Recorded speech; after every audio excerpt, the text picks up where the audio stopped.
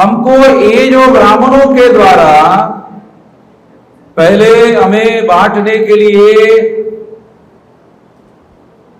वर्ण व्यवस्था बनाई, 4 वर्णों में लोगों को बांटा गया और ब्राह्मणों ने सबसे ऊपर अपने आप को रखा। बनाने वाले वही थे। कैथल में यही बात मैं कह रहा था, ब्राह्मणों को अच्छी नहीं लगी। जो सच था, वो 2-3 हजार साल से हमारे विरोध में कह रहे थे, बोल रहे थे, हमको नीच बनाने का काम कर रहे थे, हमको टुकड़ों में बांटने का काम कर रहे थे। हमारे लोगों ने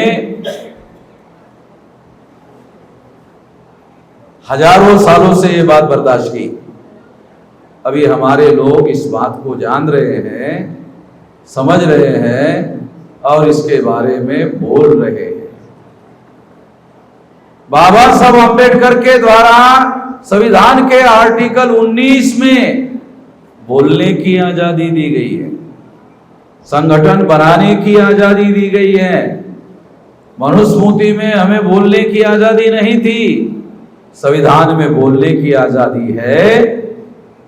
मनुस्मृति में हमारे लोगों को जागृत करने की आजादी नहीं थी, संविधान में हमें जागृत करने की आजादी दी है। मनुस्मृति में संगठन बनाने की आजादी नहीं थी, संविधान ने हमें संगठन बनाने की आजादी दी है। आर्टिकल 19 में संविधान के संगठन बनाने की आजादी दी है। समझ लो क्या बोल रहा हूं? तब भी ब्राह्मणों को बुरा लगता है हमारा बोलना। हम गोली नहीं चला रहे हैं, ब्राह्मण पर गोली नहीं चला रहे हैं, बोली चला रहे। गोली नहीं, हम गोली नहीं चला रहे, बोली चला रहे हैं। फिर भी ब्राह्मण को बहुत बुरा लगता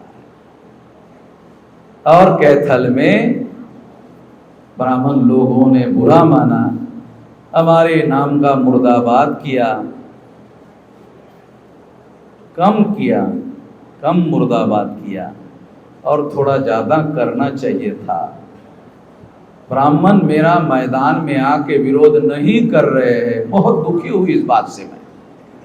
ब्राह्मण मेरा सारे देश भर में मैदान में आके विरोध नहीं कर रहे हैं, इससे मैं बहुत दुखी हूं।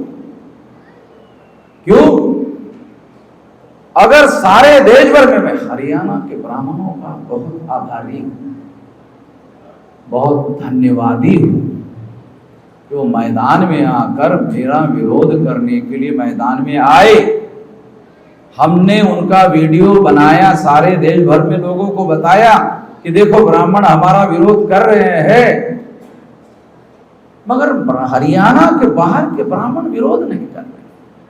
तो मैं हरियाणा के ब्राह्मणों को कहता हूं, सारे देश भर में फैल जाओ मेरा विरोध करने के लिए, सारे देश भर में फैल जाओ, मेरा विरोध करो। दूसरे ब्राह्मण विरोध नहीं कर रहे, दूसरे राज्यों के।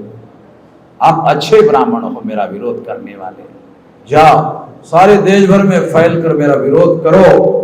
क्योंकि जब ब्राह्मण मैदान में उतर कर मेरा विरोध करता है तो शेड्यूल कास्ट के लोगों को, शेड्यूल ट्राइब के लोगों को, बैकवर्ड क्लास के लोगों को मेरी बात सही लगती है।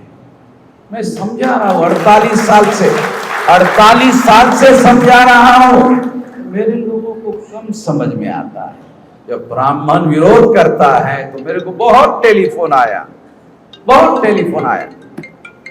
कि आप सही कर रहे हो। अरे तुम अभी कर रहे हो, 48 साल से कर रहा हूं। नहीं, वो ब्राह्मण लोगों ने जो विरोध किया तो हमें पता चला आप सही कर रहे हो।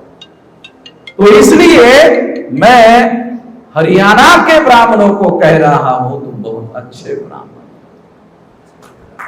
मेरा विरोध कर रहे हो, अच्छे ब्राह्मण हो, सारे देश भर में फैल जाओ, मेरा विरोध करो, खुलकर विरोध करो सारे देश भर में। वामन मेश्राम को हरियाणा में आने नहीं देंगे, ब्राह्मण कह रहे। हरियाणा नहीं, भारत ब्राह्मणों की भूमि नहीं है। आप हमारे दया पर भारत में रह रहे हैं, ध्यान रखो। हरियाणा में नहीं, अरे भारत में तुम रह रहे हो। हरियाणा छोटा प्रदेश है। मैं तो सारे डेली ही घूम रहा हूं। मैं तो, मेरा कार्यक्रम एक दिन का थोड़ी है। 11 तारीख का कार्यक्रम कर लिया और आराम कर लिया। मैं तो सारे देश भर से घूम कर यहां आ रहा। हरियाणा के लोग मुझे 9 तारीख मांग रहे थे, मैंने कहा नहीं, मेरे पास समय नहीं है, 11 तारीख दी है। तो मैं आप लोगों को, जो लोग ऐसा कहते हैं कि यहां नहीं आने देंगे, वहां नहीं आने देंगे, मैं अपने कार्यक्रम रद्द करके वहीं जाता हूं। जहां का ब्राह्मण बोले यहां मैं वही जाता हूं।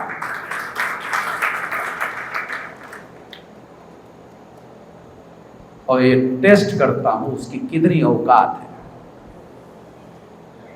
उसकी औकात कितनी है। आप लोगों को मालूम नहीं है, मैं जानता हूं। जब हरियाणा के ब्राह्मणों ने विरोध किया मैदान में आकर, तो हरियाणा के सूझबूझ रखने वाले ब्राह्मणों की मीटिंग हुई। आपको पता नहीं है? अरे ऐसा मत करो। क्यों? वामन मेश्राम को फायदा होता है, उसका संगठन बढ़ता है, उसकी ताकत बढ़ती है, और जितनी संगठित शक्ति बढ़ेगी वामन मेश्राम की, उतना खतरा हमारा बढ़ेगा। तुम समझ नहीं रहे हो। कैथल में गए, गलत किया, महेंद्रगढ़ में मत जाना। आए क्या? नहीं आए।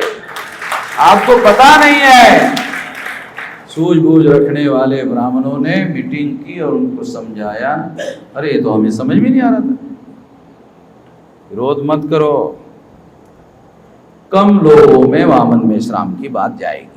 विरोध करोगे, ज्यादा लोगों में पहुंचेगी। जल्दी हमारा राम नाम सत्य होगा। राम नाम सत्य समझते ना? हमारे लोगों को जो भाषा समझ में आती है वो बोलता हूं।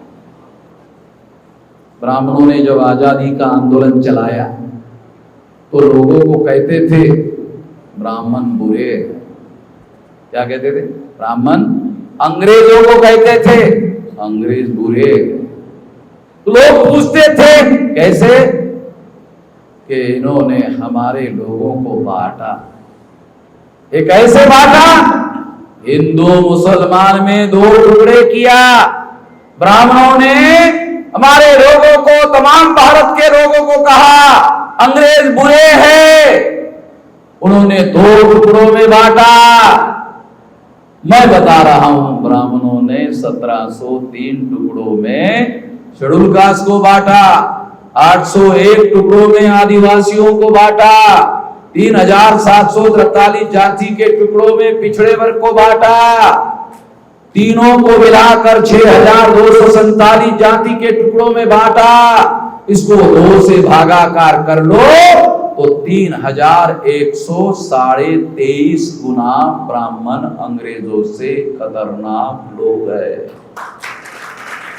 3123 गुना ब्राह्मण अंग्रेजों से ज्यादा खतरनाक लोग है। मैं बोल रहा हूं, मैं बोल रहा हूं, गोली नहीं चला रहा। तो हरियाणा के ब्राह्मण को बहुत बुरा लगा। अरे ये तो जड़ खोदने में लगा हुआ है भाई। ये वामन मेश्राम गोली नहीं चला रहा है, बात तो सही है। चाकू छुरी बंदूक गोली नहीं चला रहा है, मगर ये जड़ खोद रहा है, जड़ खोद रहा है। ये ब्राह्मणवाद का जो पेड़ है ये उखड़ के गिर जाएगा। और इससे 6247 जाति के टुकड़े इकट्ठा हो जाएंगे और इकट्ठा होने से ये झाड़ ये पेड़ गिरकर खत्म हो जाएगा। तो इसलिए मैं आपको बताना चाहता हूं कि मैं अंधविश्वास के विरोध में बिल्कुल नहीं बोलता हूं, मैं वर्ण व्यवस्था और जाति व्यवस्था के विरोध में बोलता हूं। ये ब्राह्मणवाद का प्राण तत्व है, प्राण निकाल दो, अंधविश्वास ऐसे हवा में उड़ जाएगा, ऐसे हवा में उड़ जाएगा। जड़ को पकड़ो। अगर आप झाड़ की फांदियां तोड़ोगे तो झाड़ खत्म हो जाएगा। कैसे होगा?